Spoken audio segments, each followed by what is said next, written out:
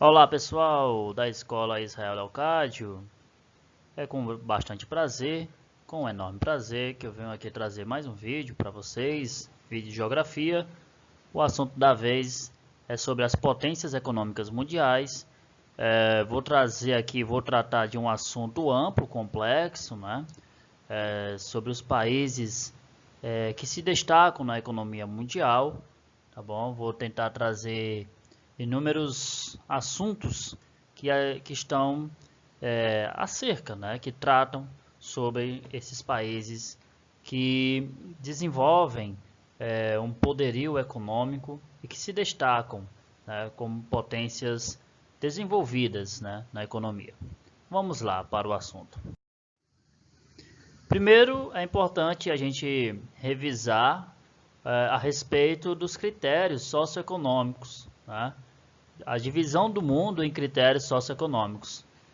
Então veja que o mundo ele se divide em norte e sul pelos critérios socioeconômicos. Primeiro que na parte norte, né, na parte superior aqui do mapa, que é a parte norte, nós identificamos países com uma economia mais estável, desenvolvida, com uma economia avançada, industrializada, certo?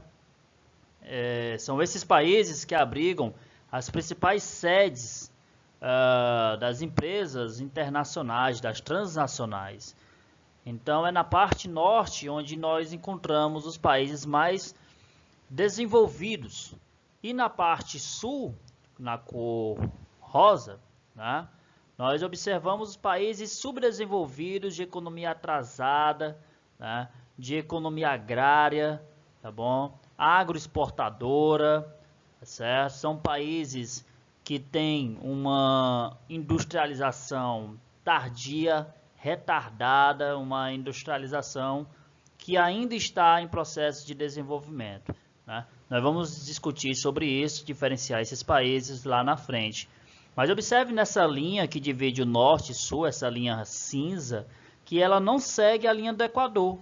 Então, ela segue uma divisão socioeconômica e não uma divisão propriamente geográfica, certo?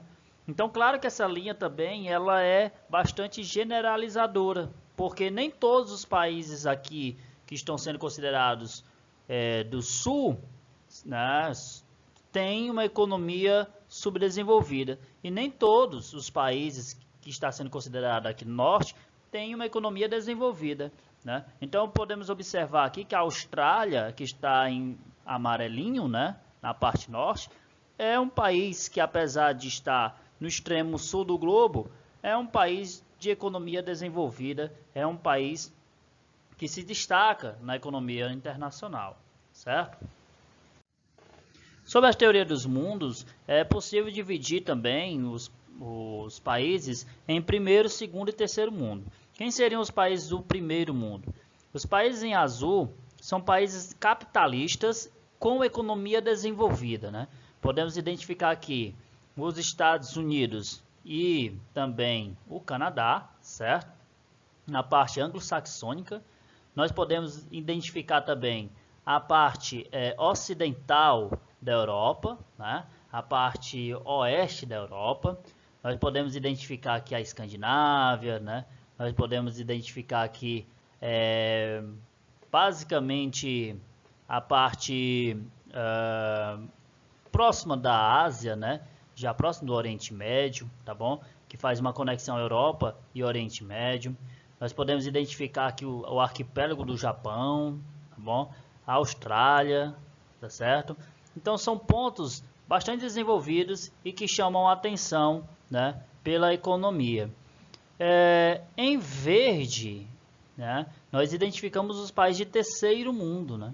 Então aqui nós temos a América Latina, certo? Aqui, ó, a América Latina, que vai do México até o sul da Argentina.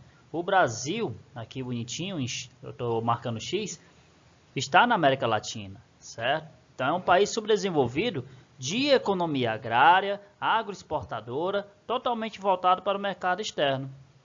Aqui nós temos o continente africano, né? Um continente onde todos os países têm uma economia de terceiro mundo, né? Aqui a ilha de Madagascar. Nós temos o Oriente Médio, certo? Também o sul da Ásia. Aqui também eu estou circulando o Sudeste Asiático, tá certo? E também parte da Oceania aqui, certo? Como países de terceiro mundo. São países periféricos, né? Marcados por disputa entre capitalismo e socialismo, né? São países ainda em processo de desenvolvimento econômico. E em vermelho nós temos os países de segundo mundo, que são países socialistas ou que vieram de uma história socialista de economia planificada. O que seria a economia planificada? Uma economia onde o Estado tem um poder. O Estado detém totalmente a força de produção, de controle, né? Então o Estado ele acaba se tornando o principal agente aqui, o principal personagem. Aqui nós temos uma regionalização dos países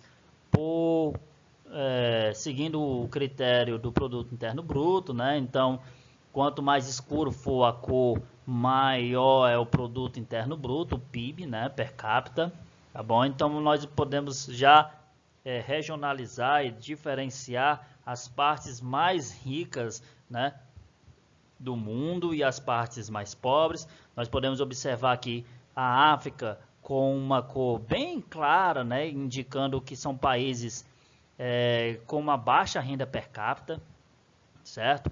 E nós podemos identificar aqui o continente europeu, a parte norte, né, da América, e o Japão também se destaca, a Austrália e a Nova Zelândia como regiões de elevada renda per capita.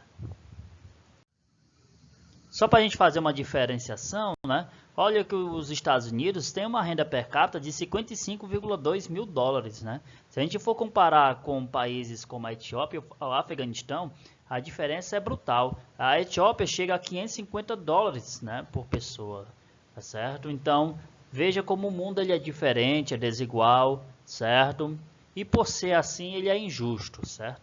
É por isso que a globalização ela é perversa. Milton Santos já trazia essa ideia, né, essa consideração a respeito da configuração econômica política que nós temos atualmente. Diferenciando países desenvolvidos e subdesenvolvidos, observamos, pessoal, que os países subdesenvolvidos têm um nível tecnológico, certo, reduzido. As exportações dos seus produtos são menos valorizados. Há também uma menor captação de recursos financeiros, né, por conta dessa pouca valorização dos seus recursos. O investimento em pesquisa, ciência e tecnologia também é baixa. E há uma incapacidade de gerar novas tecnologias, o que faz com que esses países sejam totalmente dependentes dos recursos externos, certo? Por outro lado, nós podemos observar que os países subdesenvolvidos, né, os países mais avançados, eles têm um nível tecnológico elevado, exportações de produtos altamente valorizados, produtos tecnológicos de ponta, certo? Uma maior captação de recursos financeiros, totalmente contrário dos países subdesenvolvidos. Um grande investimento em pesquisa, ciência e tecnologia, o que torna os centros de desenvolvimento tecnológico e científico, né? E o desenvolvimento de novas tecnologias, o que deixam eles na ponta, né? Se tornando líderes da tecnologia mundial, certo? Do avanço tecnológico científico mundial. Bem, a respeito da evolução do capitalismo e das revoluções industriais, observamos que a idade contemporânea, né, marca uma revolução industrial, tá certo? Inicia a revolução industrial no século XVIII na Inglaterra, tá bom?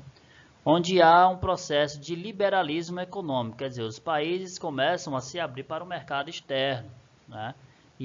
E atrair, né, um processo de atração de empresas externas, né, de empresas internacionais.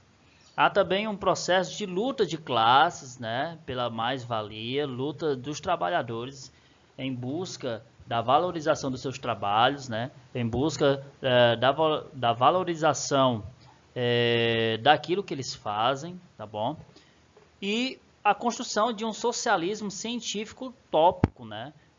Um socialismo pautado na igualdade de classe, na luta do proletariado, quase que não sai, né? Que é o trabalhador, tá certo? Na luta por direitos, né, do trabalhador. A concentração e centralização de capitais também marca esse momento, né, onde há uma concentração da riqueza. A multiplicação de bancos, empresas, indústrias também. Isso mostra uma nova fase, né, uma fase financeira, onde os bancos se tornam os principais atores, né, desse capitalismo. A concorrência também marca uma das principais consequências do processo de liberalismo, tá certo? Quando você deixa liberto o mercado, você vai acirrar a concorrência e a busca por novos mercados, né, consumidores, novos lugares para empreender, novos mercados para investir, né, para desenvolver o mercado, né? Isso também em busca de matéria-prima. Então, a Idade Contemporânea, na segunda Revolução Industrial, no século XX, nos Estados Unidos e Alemanha, ele marca essa exponencialização que é o crescimento em larga escala da produção, né? O desenvolvimento em larga escala da produção. O Fordismo, né, que é uma forma de produção a partir de uma linha de montagem em que leva em consideração primeiro o tempo, né, da produção e também a setorização do trabalho, né, a divisão do trabalho nas linhas de montagem. Com o Fordismo, o trabalhador ele não seria mais um especialista na produção total do produto, ele só seria um especialista num uma determinada função da fábrica, né, no processo de produção. Há também o desenvolvimento do Taylorismo, né, que é o controle do tempo, tá certo? Só que o Taylorismo é uma evolução do Fordismo, e o Taylorismo marca o momento onde não só vai haver a divisão do trabalho, mas também vai acontecer um trabalho mais múltiplo, onde vai acontecer equipes que vão se coordenar, se ajudar, né, se cooperar na hora de produzir, né, uma determinada mercadoria, tá certo? Quer dizer, vai ser muito mais dinâmico. Então, o Taylorismo é uma espécie de evolução, certo? De uma linha de montagem, ok? Há uma evolução da siderurgia, da metalmecânica, certo? O desenvolvimento também de indústrias bélicas, indústrias de armamento, tá bom? A evolução da petroquímica, tá certo? Onde as indústrias eles vão substituir o carvão como principal recurso gerador de energia, certo? E vai começar a utilizar o petróleo, né? Vai fazer essa substituição, certo, do produto. E o automóvel e os aviões como os principais produtos que vão ser desenvolvidos, vão ser intensificados a sua produção, certo? Graças ao desenvolvimento de novas técnicas de trabalho, de novas formas de trabalho, como no caso do Taylorismo, né? E o desenvolvimento da energia elétrica, certo? É outro ponto importante, tá bom? E o retorno da regulamentação estatal. O que é que significa isso? O Estado voltando a ser um personagem importante na economia dos países, né? O Estado voltando a ter um papel fundamental, não só como organizador, administrador, mas também como idealizador da economia. Depois, na Idade Contemporânea, nós temos a antiga ordem mundial, que é a oposição dos Estados Unidos, um país capitalista, liderando os países do Oeste, versus a URSS, a União Socialista, né, Soviética, União das Repúblicas Socialistas Soviética, liderada aos países do leste, tá certo? A URSS com um viés mais socialista, ao contrário dos Estados Unidos. A URSS que vai se opor ao mercado internacional, ao mercado externo, a URSS que vai ser um país que vai ter uma ideia diferente de economia, certo? É nesse momento que vai acontecer a descolonização da África, mais precisamente na década de 60, 70, né? A descolonização de alguns países africanos e asiáticos, o avanço da medicina, certo? O que vai marcar um momento onde os países vão apresentar uma baixa taxa de mortalidade, e com isso vai acontecer uma explosão demográfica, o que vai marcar a fase de crescimento vegetativo da população, né? A corrida espacial, tá bom? Que é a intensificação do investimento nos setores espaciais, como naves, foguetes, né? Satélites, certo? E também uma corrida armamentista. Essas corridas, elas, na verdade, marcam uma disputa econômica entre os Estados Unidos e o URSS para ver qual é o país que tem o maior poder bélico, né? O maior poder econômico para mostrar ao mundo qual desses dois regimes é o mais apropriado, é o mais correto, né? Qual desses países tem poder econômico suficiente para mandar o homem para a Lua. No caso, os Estados Unidos teve esse momento, há contestações, mas seguimos em frente, né? E a Guerra Fria, que marca aí essa disputa ideológica entre Estados Unidos e o URSS. Fria vai ser na ideia de que não ocorreu uma guerra propriamente dita, mas sim ocorreu uma guerra ideológica, de ideias, né? Então, a antiga ordem mundial, marcando aqui o Muro de Berlim, que caiu em 1989, em novembro, né? Ele é o principal fator, né, que marca a divisão entre os países capitalistas do Oeste e os países socialistas do Leste. Então, aqui você pode observar que a Oeste você pode ter um regime político-econômico mais aberto e a Leste um regime mais fechado. Com o tempo, os países do Oeste capitalista conseguiram desenvolver economias mais avançadas, certo? Enquanto que os países do Leste socialista acabaram tendo problemas no desenvolvimento das suas economias, certo? Até porque os países do Leste socialista eram totalmente contrários a essa globalização que nós temos hoje, uma globalização aberta, econômica, né, voltada para o neoliberalismo.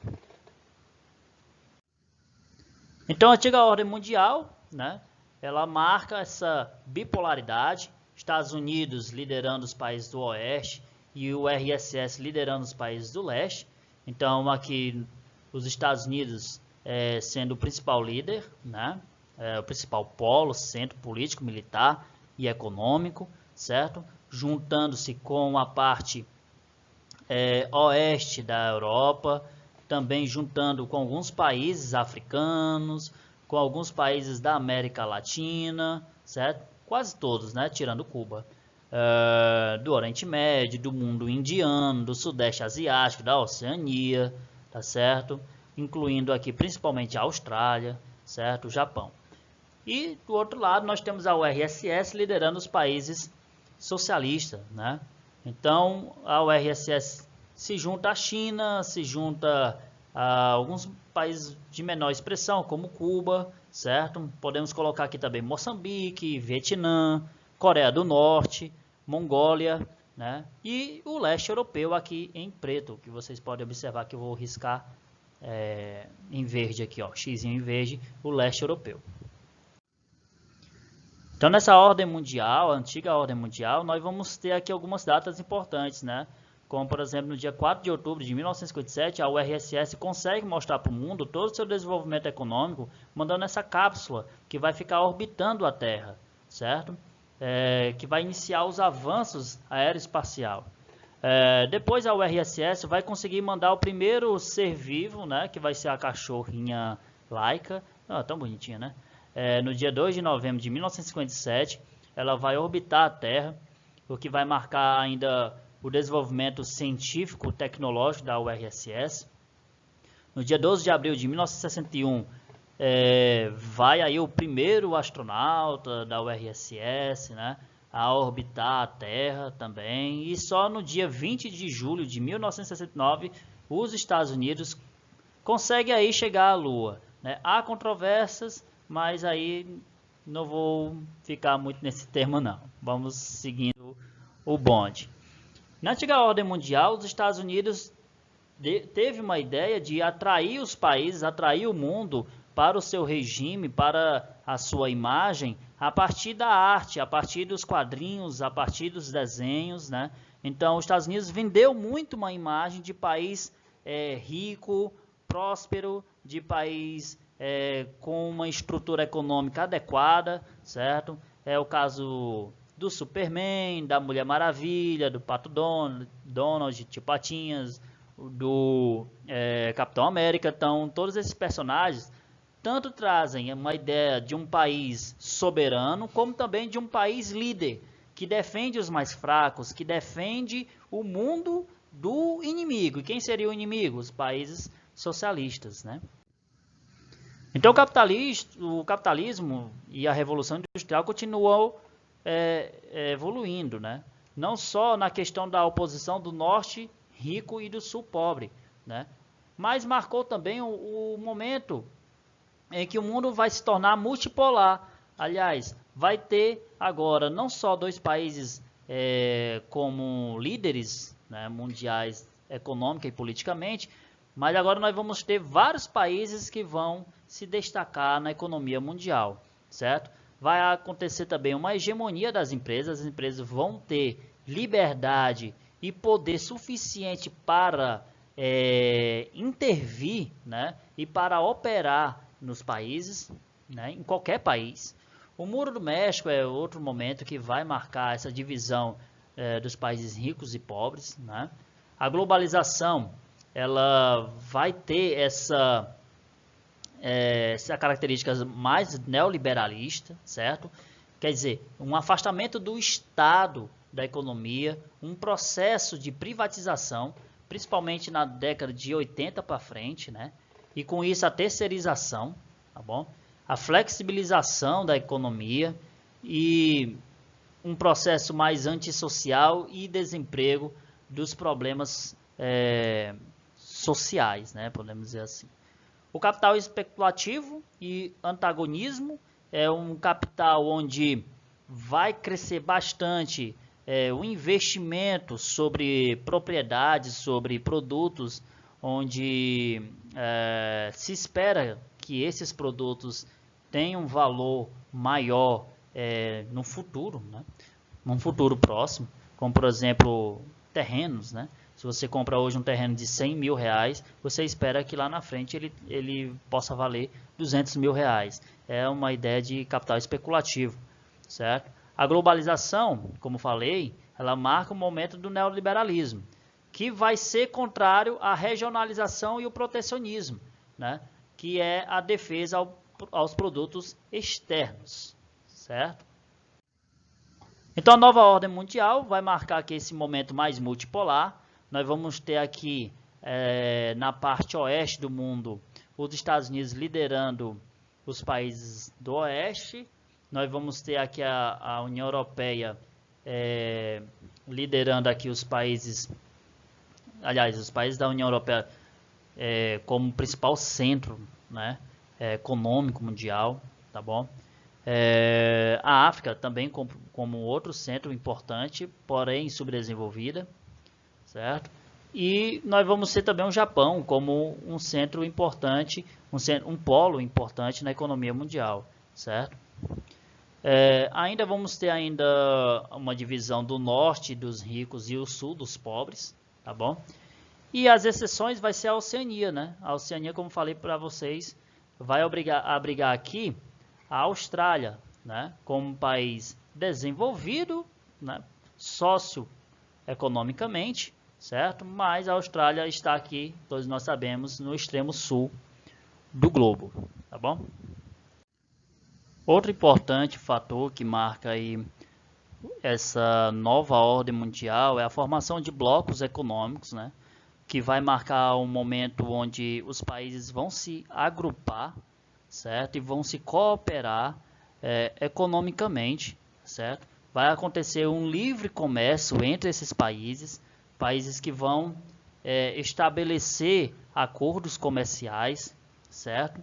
E marca aí um dos principais fatores da nova ordem mundial. Quer dizer, nós vamos ter o que nós tivemos do contrário da antiga ordem mundial. Se a antiga ordem mundial foi marcada por um maior protecionismo e por uma maior valorização do mercado interno, dessa vez nós vamos ter nos blocos econômicos uma valorização do mercado externo, um processo de redução das tarifas alfandegárias, né, dos impostos sobre os produtos externos, quer dizer, uma abertura da economia e uma aproximação dos países pelo mundo. Então nós podemos observar aqui vários blocos econômicos, a APEC, que é um grande bloco econômico que está arriscado aqui, né, que quebra a ideia de que o bloco econômico é apenas a formação de países que estão próximos, que são limítrofes, né, de países que têm uma aproximação histórico-político, né, econômico até. Né? Então a APEC ela é um bloco econômico internacionalizado.